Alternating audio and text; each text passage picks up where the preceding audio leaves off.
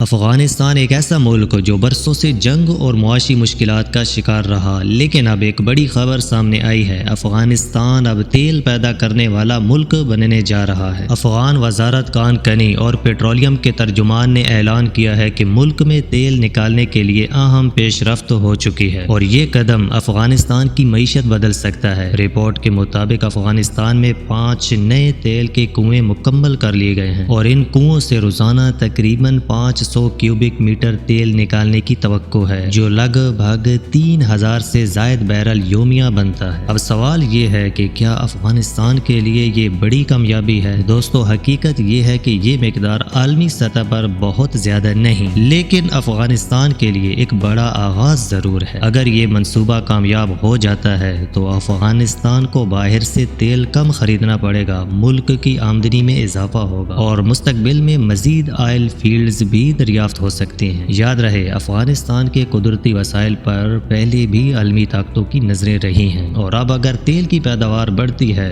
تو خطے میں اس کی اہمیت مزید بڑھ سکتی ہے۔ لیکن اصل سوال ابھی باقی ہے، کیا افغانستان واقعی اپنے وسائل کو صحیح طریقے سے استعمال کر پائے گا یا یہ صرف ایک ابتدائی دعویٰ ہے؟ یہ تو آنے والا وقت ہی بتائے گا۔